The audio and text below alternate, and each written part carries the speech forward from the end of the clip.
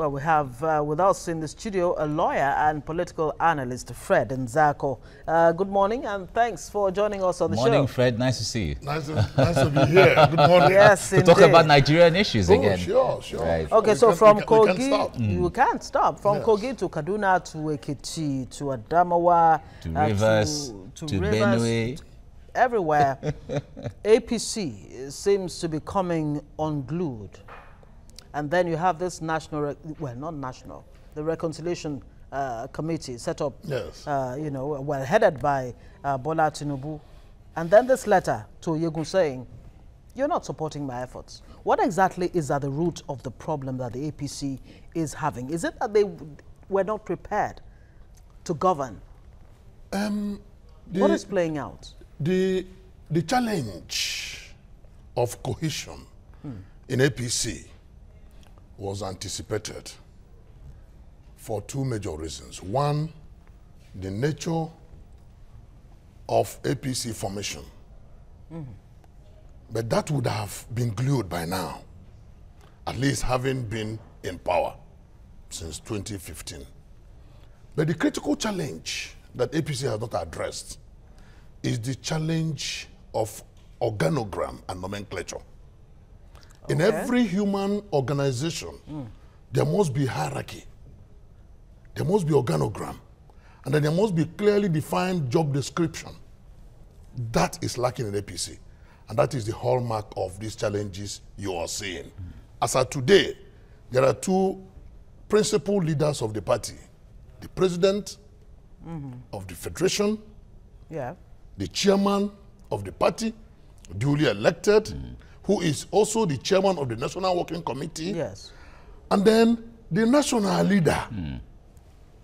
You just named three. Making them leaders. three. Yeah. The challenge is who among the three captains pilots the ship. And that is the main crux of the crisis you have been seeing. The national leader is so-called at convenience.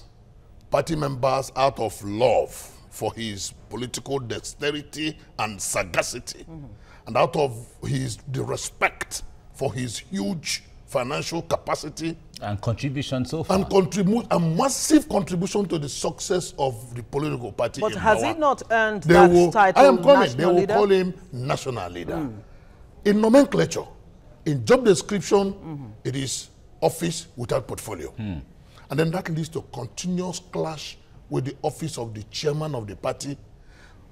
There would have been clash with that of the president, but the office of the president is clearly defined as the president of the Federal Republic of Nigeria. So he doesn't get deeply involved in what goes on within the party.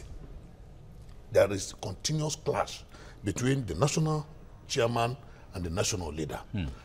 To the extent that sometimes, you recall that in 2016, it came to a very big... It blew over. It came to a very big blew over after the primaries of Ondo State. Yes. Whereby if the national leader had to call for the resignation or sacking of the national chairman. And then politics started playing out. Some people who were in support of the national leader will say, yes, sack the chairman. Those who were in support of the chairman will say the national leader was self-acclaimed. Now, it got to that point. The cracks were peppered. And then life continued. But then, it still did not stop the wranglings and the rancor within the leadership of the party.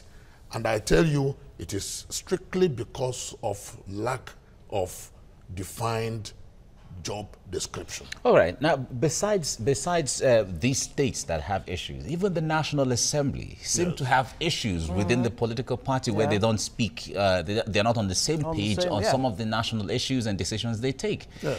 Now, one would say the initial blocks that came together to form the APC, the CPC, the ACN, and even the new PDP that came in, does it? And then the faction of Abga too. Exactly, a faction of Abga in Imo State. Does it still seem like that fusion is not still perfect, where there is still suspicion within the blocks? Yes, that's what it seems. But naturally, in every political party, a big political party of that level should naturally will emerge from various pockets of political movements.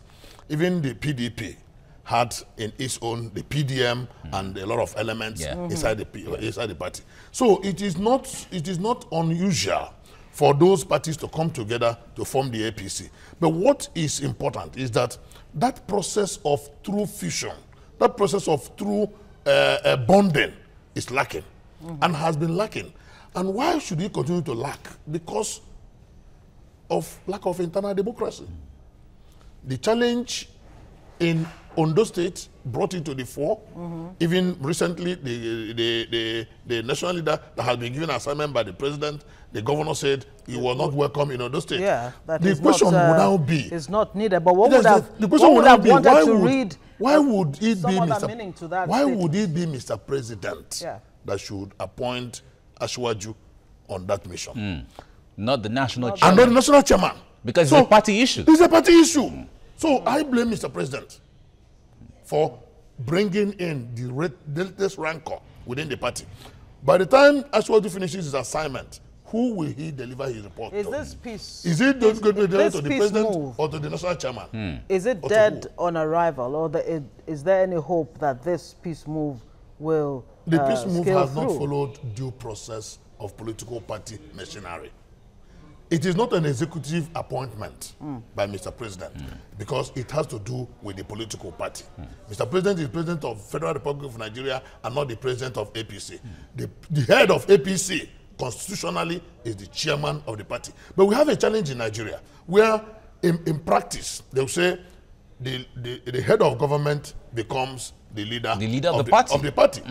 That was overbearing, and that overbearing arrangement started with President Obasanjo, where as president of Nigeria, he was also the leader of the party. But that is an anomaly in political party arrangement all over the world, because political parties should be separated from the government of the day.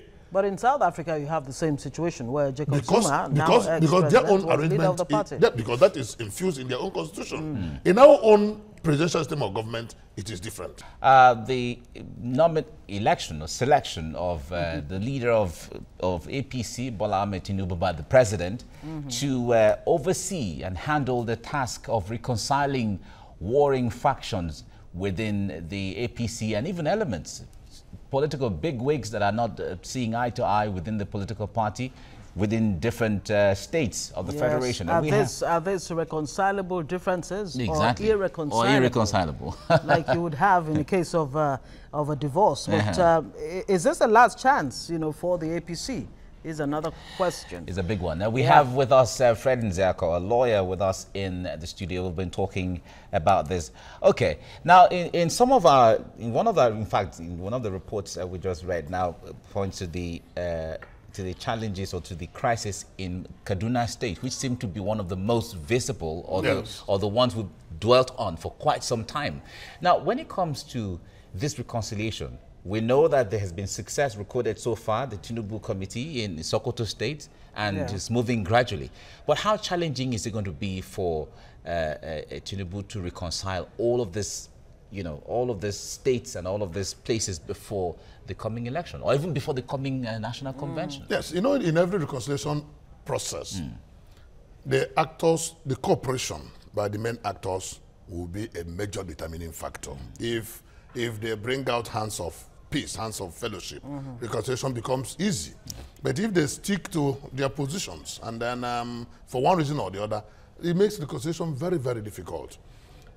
In the Kaduna case, unfortunately, the governor has displayed raw brutality, in his use of power to demolish that house, which the owner of the house said the same house was used to run for his own election. That's El-Rufai's election in 2015. So how come now that the government is finding fault with payment of ground rent and the conversion of use and the rest of them? That tells you that it is extreme case of political intolerance. Because one would even say, if you find out that the building is not paying rent or ground rent, is it to demolish the building? Is it to demolish it? It's never the case. It's never the case, because even the act of demolition is wasteful what government should naturally do if there is so much violation of is to serve notice and then take over. Seal it off, exactly. And then seal it off. Take over the property. And then take over the property. There are so many people that are homeless in Kaduna State that you can give that house pending when the needful is done. But that shows clearly that the governor was very high-handed. Now, how is the reconciliation going to be seated in that place? One, there must be restitution because the owner of the house must be restored. In whose account? From the state coffers or from whose money? Apart from that, there must be so many other things because whatever that has cost that, the demolition is what we have seen on the surface. Subterranean, the underlining factor is tussle for power. Is this demolition a metaphor for what may await the APC at the center come 2019 if these reconciliatory efforts don't succeed? Tinubu has written an open letter. Yes. Of course, he copied the president and the National Assembly and all involved in this APC. And Oyegun's response to him did not even address the issues that Tinubu raised in his letter to Oyegun, concerning not his non-cooperation with the peace efforts and all of that. Is this a metaphor for possible demolition of the APC if care is not taken? What has played out in Kaduna is a reflection, a manifestation of the possible implosion that may happen in APC if these reconciliatory efforts fail. Because what it means is that anybody who feels aggrieved would either think of way out or think of plotting the downfall of the party. Either way, the party loses. If the big wigs in the party leave, the party will crumble. If the big wigs remain and plot the downfall of the party crumbles. So that is why some notable leaders of the party have said that the success of this reconciliatory effort is key to what is going to happen in APC. Meanwhile, the national convention of the party is built to come up in June. The snippets we are getting is that there are moves now to push out the current National Working Committee and the institute, the chairman, and institute a caretaker committee, so that they will make sure that the current chairman and his executive are not the ones that will organize the forthcoming convention. That still tells you that there's a lot of politicking still going on within the party. Because naturally, a layman will ask, why push him out? And that question has not been answered by anybody. Why push him out? And that is why some journalists have gone to town with a rider that the national leader is winning in the war between him. He's getting the upper hand. He's getting the upper hand in the political battle between him and the national chairman. But anyhow you look at it, if there is no thorough reconciliation, not even among the followers of the party, but among the leaders of the party will have a very huge challenge. The question on the lips of many Nigerians, with these internal wranglings within the APC, where's the time really to govern and provide the dividends of democracy for Nigerians? But that has been the challenge of our national life, where a large chunk of energies and efforts and resources are devoted to politicking, and very little is devoted to true governance. It beats you and me that under the current dispensation, with the challenges we are facing, economically, socially, security-wise, unemployment everywhere, then politicians will, as at now, have even started campaigning for 2019, all over the place. Have started campaigning for 2019, so that means that from now till election, until May next year, governance will go on sabbatical. All right. One would say that before others are reconciled within the political party, the leadership should reconcile and be on the same page. Because when it comes to the committee of the Tinubu committee, is an ad hoc committee that is arranged for a particular assignment. Yes.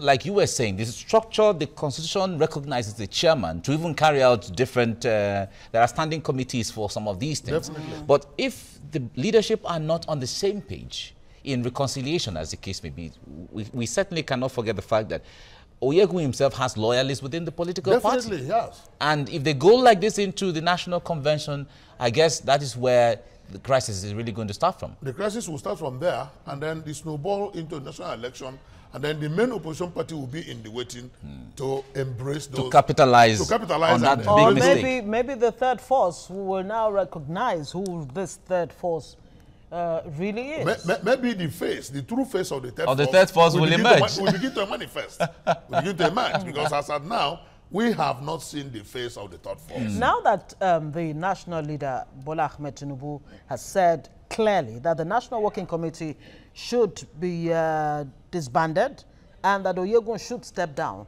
if he doesn't, what then? The question is, does it lie Because they are saying, look, we have to be here until June when the National Convention comes out. But the question is, does it lie in the purview within the authority of the national leader to ask Oyegun to step down? That's the natural question. Then my simple answer is that it does not. Is it not because maybe he has an understanding of the sentiments within the APC towards Oyegun right now? If there are such sentiments should be displayed at national convention. Because the political party has procedures and models of removing of its executive. Executive that was elected in a convention can only be removed via a convention. Otherwise, they are opening a floodgate of litigations that will not end. Will cause more crisis. Yes, cause and more then crisis. The president who calls for reconciliation will have to be the reconciliator At the end of the day. Yeah, but of course, Mr. President may have started that process, because after the letter issued by Asiwaju, there was a meeting.